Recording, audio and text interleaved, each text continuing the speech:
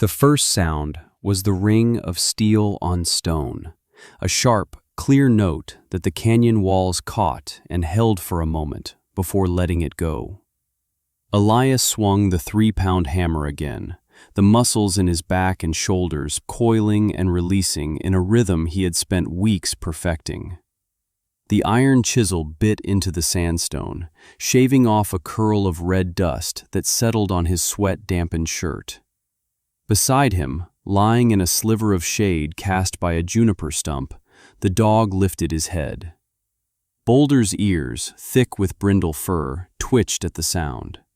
He watched his boy work, his amber eyes intelligent and patient, his heavy tail giving a slow, single thump against the packed earth.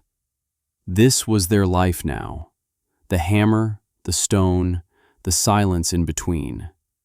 Elias was carving a home out of the earth itself, not on the flat plains above, where the wind scoured the land and the other homesteads huddled together for comfort. But down here, in the throat of a dry slot canyon his grandfather had called Whisper Creek. The plan was not his own. It was his inheritance, left to him in a leather-bound journal filled with his grandfather's spidery script, dense with measurements, astronomical charts, and observations on the way the wind moved through these red rock fins. The cabin would not be built so much as it would be inset, with the north and west walls being the living stone of the canyon itself. A foundation of hand-dressed rock, 3 feet thick, would support log walls on the other 2 sides, all of it tucked below the canyon rim, invisible from the plain. He had been at it for 2 months, since the spring thaw had softened the ground enough for digging. First, he had cleared the rockfall and debris, hauling out 1,000 pounds of scree with a canvas sling and his own stubborn strength. Then he had begun shaping the canyon wall, cutting a level floor and 2 perfect 90-degree vertical faces that would serve as the heart of the structure. Boulder had watched it all, sometimes nosing at a peculiar rock, sometimes chasing the lizards that skittered away from the noise, but always returning to his spot in the shade, a silent, steady witness. The sound of hoofbeats, muffled by the sandy wash, made both of them look up. 2 riders appeared at the canyon mouth, silhouetted against the bright blue sky. Elias recognized them immediately. The stout, broad-shouldered man on the bay was Silas Blackwood, whose land bordered his own. Blackwood had ranched this country for 40 years, and believed its every secret had long since been revealed to him. The thinner man beside him on a gray mare was Mr. Gable, who owned the mercantile in the town of Promise, 10 miles east. They reined in their horses, stirring up clouds of dust. Blackwood squinted down into the cut, his face a mask of leathery disbelief. "What in God's name are you doing down there, boy?" Elias set his hammer down carefully on a ledge. He wiped his brow with the back of his hand, leaving a red smear. "Building?" Gable leaned forward in his saddle, adjusting his spectacles. "Building what? A tomb? You're digging into the rock like a badger." "A cabin," Elias said. His voice was quiet, unused to conversation. Blackwood let out a short, harsh laugh that didn't echo. The canyon seemed to swallow it. "A cabin? In a creek bed? That's the craziest thing I've ever seen. What happens when the first summer gully washer comes through here? It'll scour this place clean, you and that dog with it." "It won't," Elias said, his gaze steady. He looked from Blackwood's skeptical face to the high water marks stained on the canyon walls 20 feet above his head, marks his grandfather had noted in the journal. He knew things they didn't. He had a plan. "It won't?" Gable repeated, a note of pity in his voice. "Son, Silas has seen 100 storms in this valley. Flash floods come through these canyons like a train. There's a reason folks build on high ground." "This is my home," Elias stated, not as a defense but as a fact. He picked up his hammer. The conversation felt over. Blackwood shook his head, a slow, deliberate motion of condemnation. Your grandfather was a strange one, always scratching in those books of his, but he wasn't a fool. He built his house up on the bluff. You're spitting on his sense. He gathered his reins. Wait until winter. The snow drifts in these cuts something fierce. You'll be buried alive by Christmas, if the floods don't get you first. They turned their horses and rode away, their disapproval lingering in the air like the dust they had kicked up. Elias watched them go, his expression unreadable. He felt no anger, only a quiet resolve that settled deeper into his bones. He looked at Boulder, who had not moved, his chin resting on his paws, his eyes fixed on Elias. The dog seemed to understand. They had the journals, they had the plan. The others had only their doubts. Elias picked up the chisel and placed its tip against the scored line on the rock. The hammer rose and fell, and the sharp, clear ring of steel on stone once again filled the silence. It was the only answer he needed to give. Summer bled into the land, hot and relentless. The sun beat down on the canyon rim, but 10 feet below, where Elias worked, the temperature was bearable. The stone walls held the morning's cool, and a steady breeze funneled down the narrow passage. He worked from dawn until the light failed, a methodical and unceasing rhythm of labor. He quarried the foundation stones from a rock slide a quarter-mile up the canyon, splitting them with wedges and patient, repeated blows. He learned the grain of the rock, how to read the faint lines that predicted a clean break. He hauled the dressed stones, some weighing over 200 pounds, back to the site on a crude sledge, Boulder trotting alongside with a steady, panting gait. His hands, once soft, became maps of his effort, layered with calluses, crisscrossed with healed-over cuts and scrapes. One afternoon, a chisel slipped, gouging a deep cut across his left palm. He sat down without a word, Boulder licking at his elbow as he grimly washed the wound with water from his canteen and bound it tightly with a strip of cloth from his shirt. The bleeding stopped. The work did not. By late July, the foundation was laid, a solid rectangle of interlocking stones rising 3 feet from the canyon floor, perfectly level, seamlessly joined to the 2 sheer rock walls. Now came the wood. From the stand of ponderosa pine his grandfather had planted on the north-facing slope of the property, he felled 57 trees. He chose them with care, following the journal's instructions on selecting timber that was straight, with tight grain, seasoned on the stump. He spent a week just limbing and bucking them into 16-foot lengths. The logs were heavy, dense with pitch. He dragged them one by one to the canyon's edge, using a block and tackle rigged to an old, gnarled juniper. Getting them down into the canyon was another problem altogether. He solved it with ropes and a system of rolling log skids, a dangerous, painstaking process. Each log, weighing half a ton, had to be coaxed down the steep incline, Elias straining against the rope, his boots digging for purchase, Boulder whining softly from the rim, a nervous observer to the controlled descent.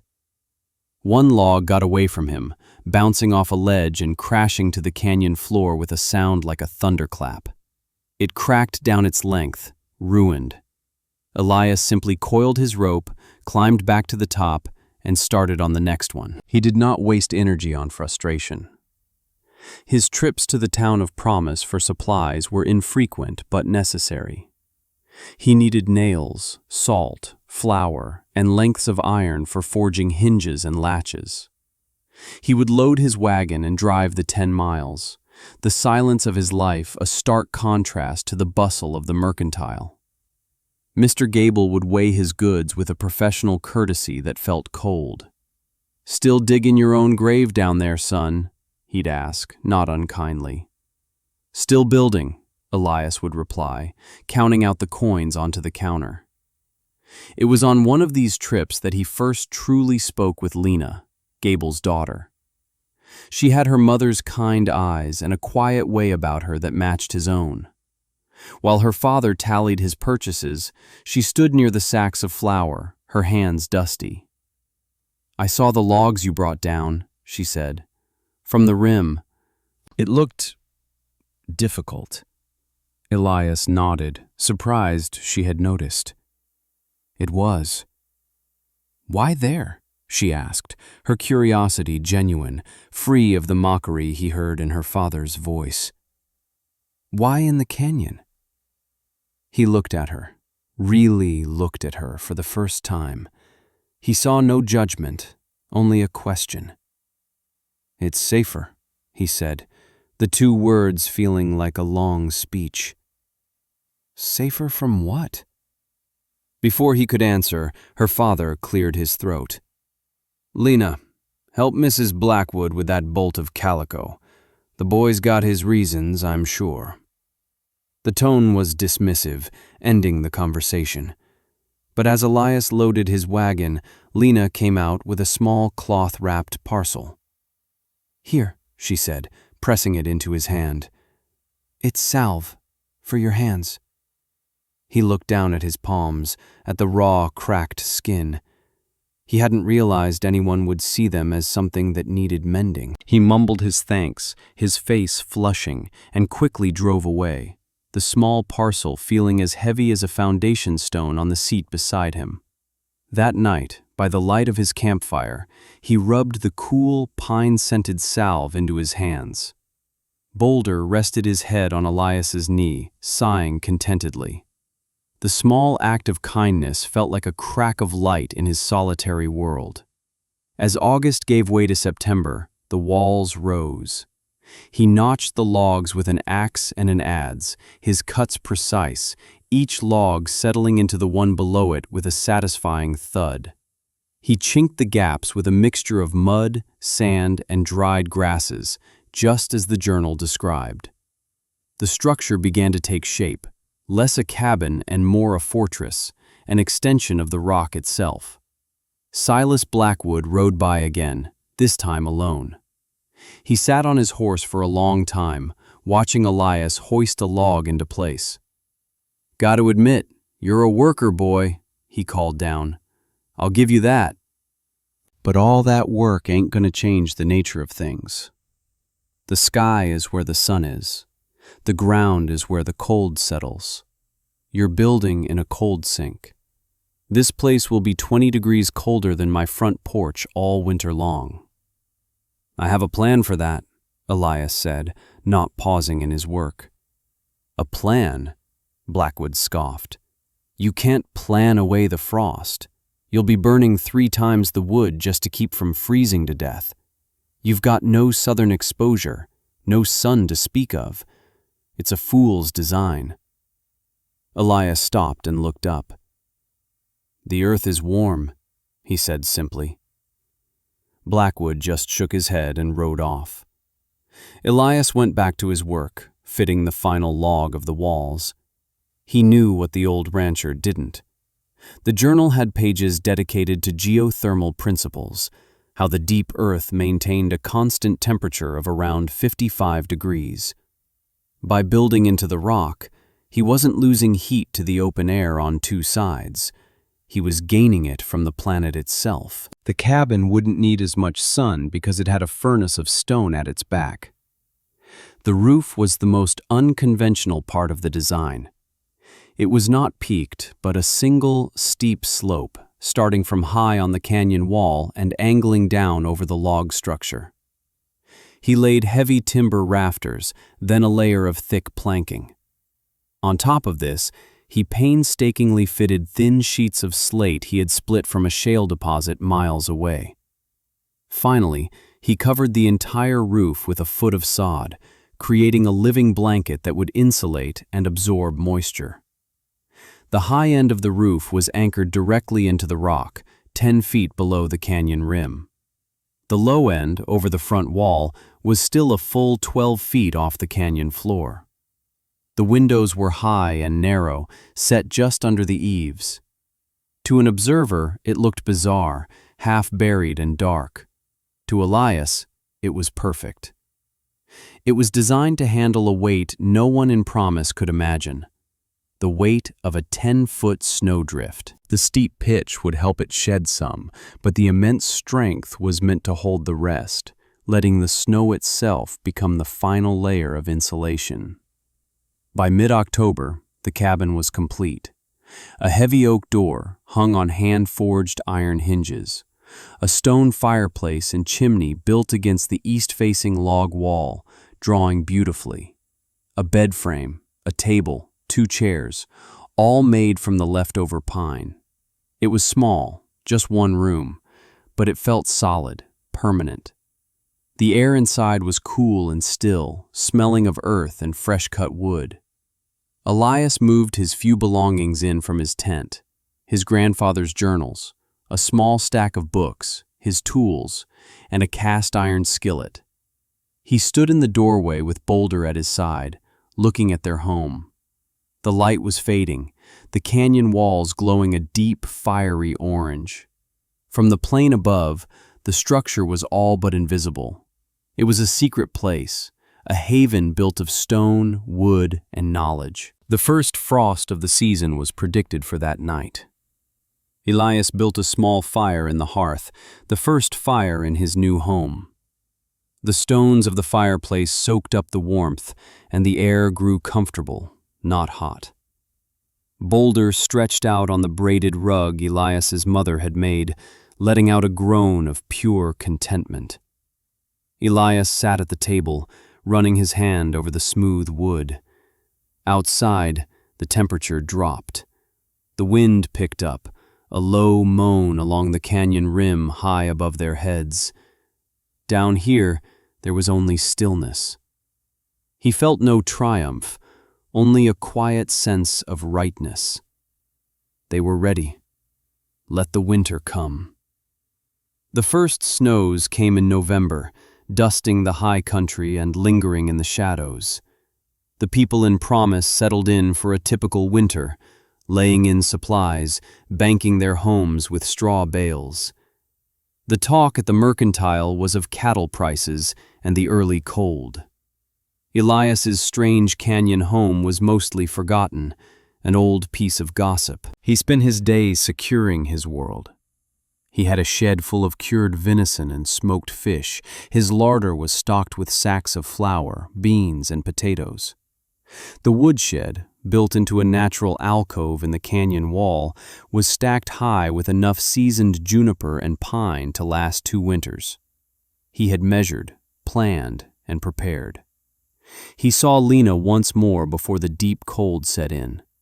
He'd come to town for a bag of coffee and some lamp oil. She met him at the door, pulling her shawl tight against the biting wind. "Are you all right down there?" she asked, her voice carrying a genuine note of concern that was a world away from her father's pitying skepticism. "It's been so cold." "We're fine," Elias said. "The cabin is warm." "My father says," she started, then stopped, unwilling to repeat the town's common wisdom. "He worries you'll be trapped." "The cabin is strong," Elias replied.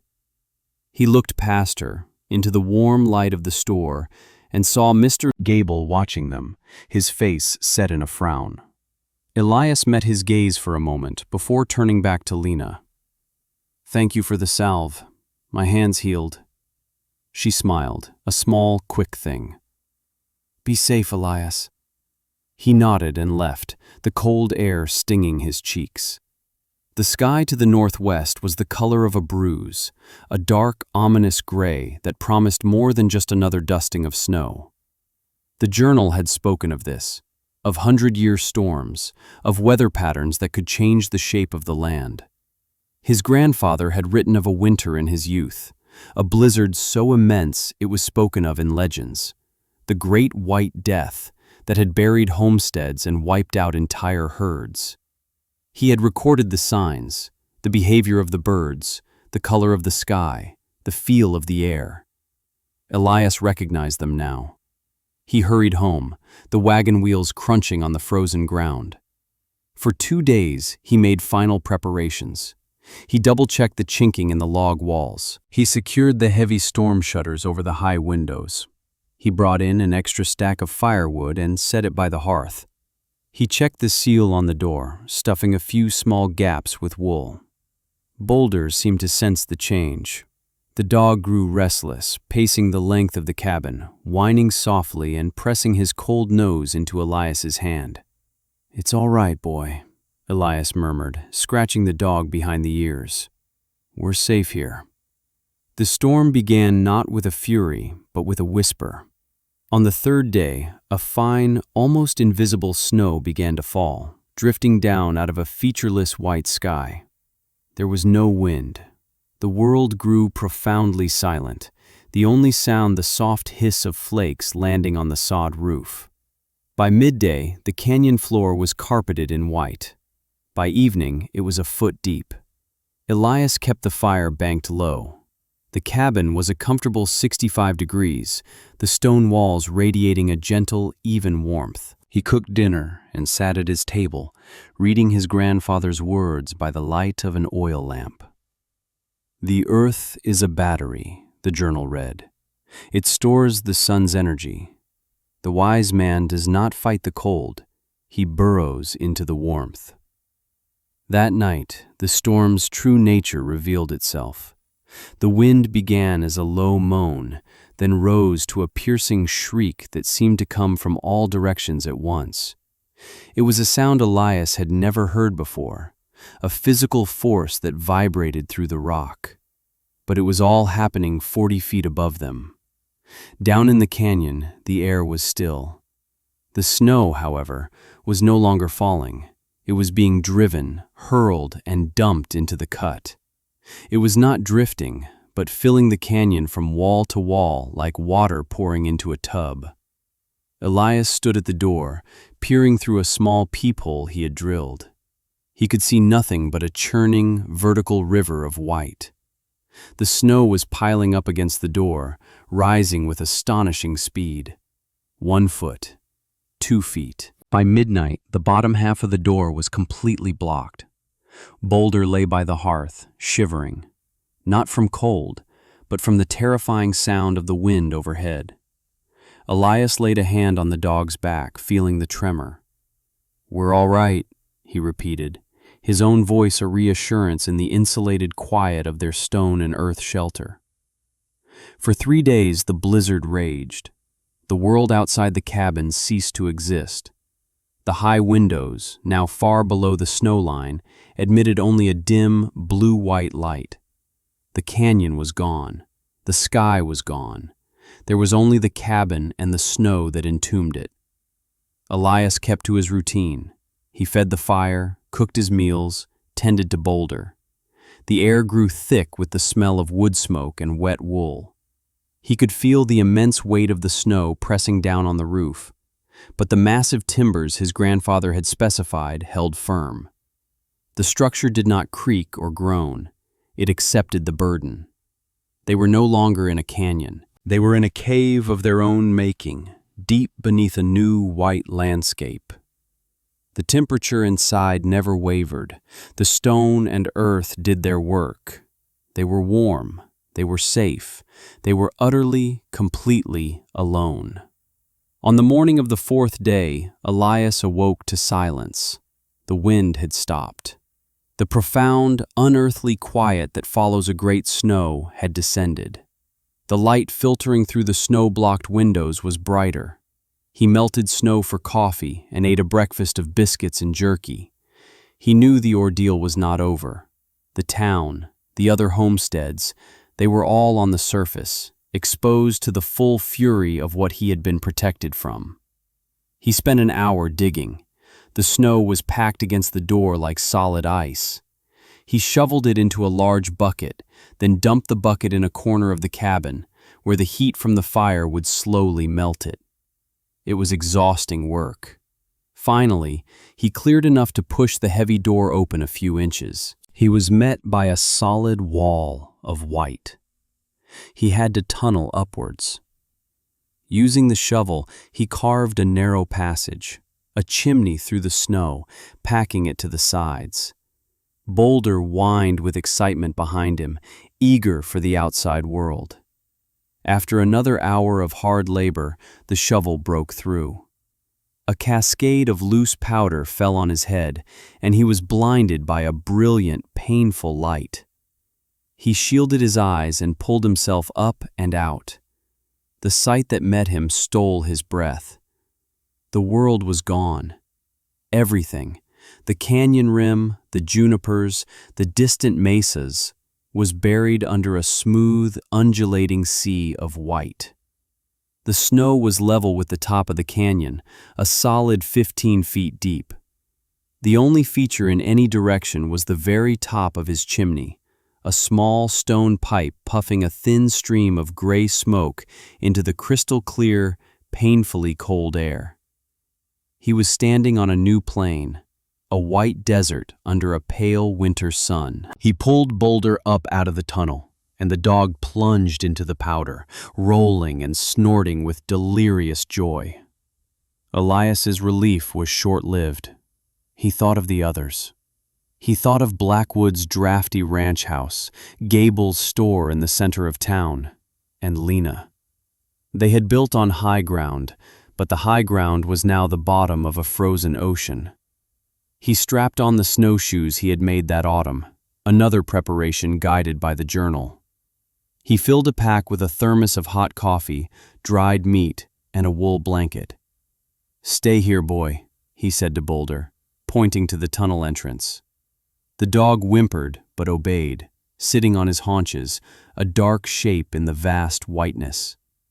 The journey to the Blackwood place, normally a 30-minute walk, took him nearly 3 hours. The snow was light and deep, and even with the snowshoes he sank to his knees with every step. The cold was brutal. A dry, sharp, lung-searing cold that numbed his face and froze the moisture in his breath to his scarf.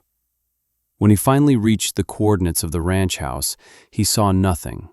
Only a gentle mound in the snow and a single, splintered fence post sticking out like a grave marker. He shouted Silas's name, his voice sounding small and thin in the immense silence. There was no reply.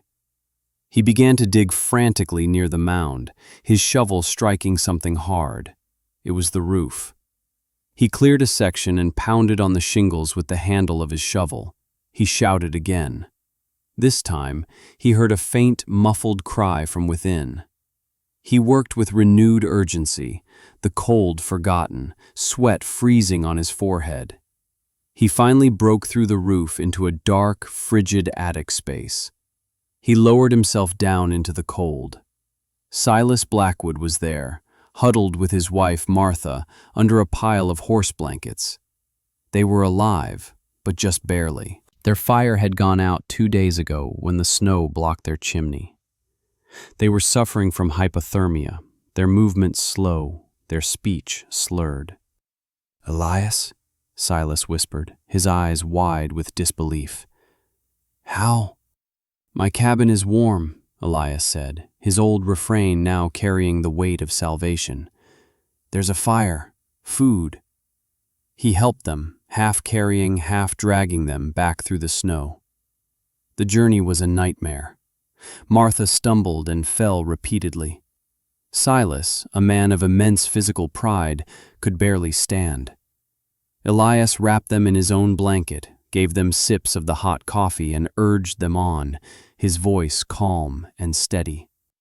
When they finally reached the hole in the snow that marked his home, Silas stared at the wisp of smoke as if it were a miracle.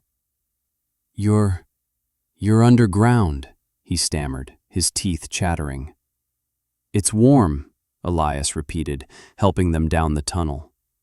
The moment they entered the cabin, the change was profound. The gentle, steady warmth enveloped them. Boulder greeted them with a worried sniff.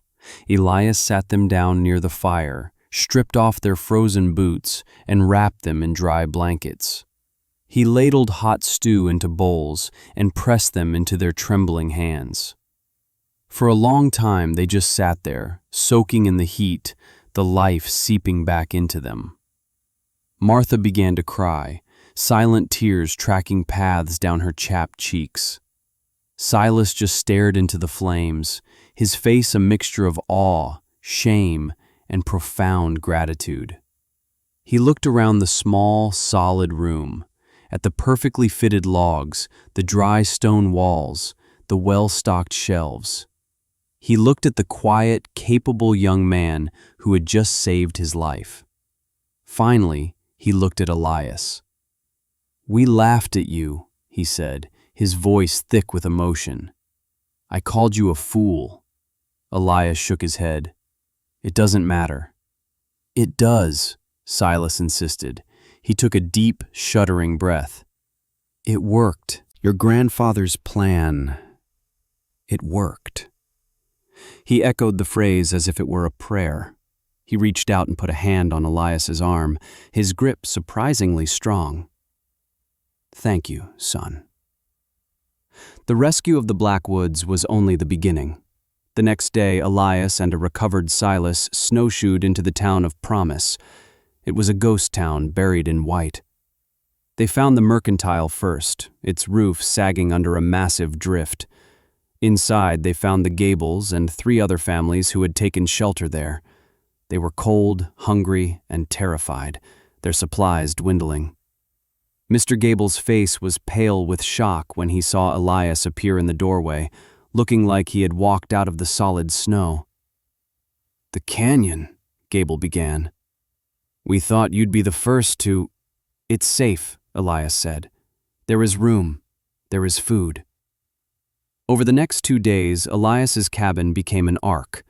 He led 15 people through the white wilderness to his hidden sanctuary. They huddled in his small home, a strange community of survivors.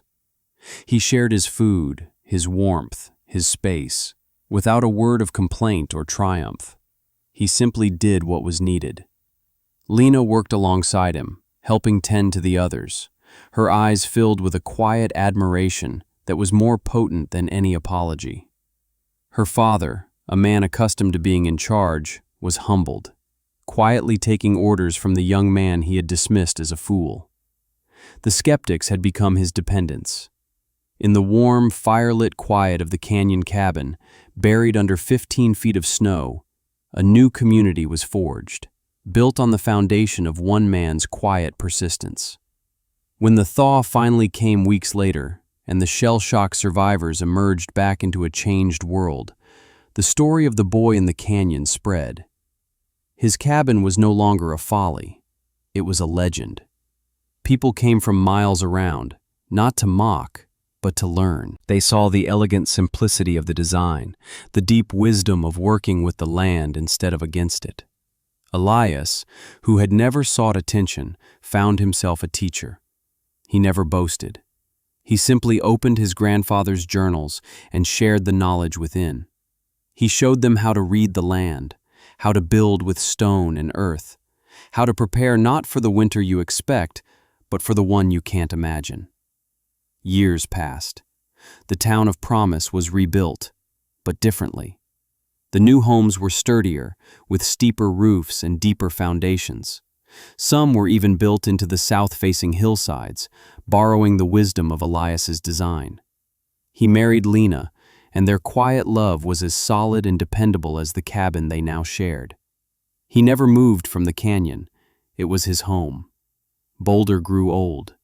His brindle muzzle turned gray, and his steps became slow.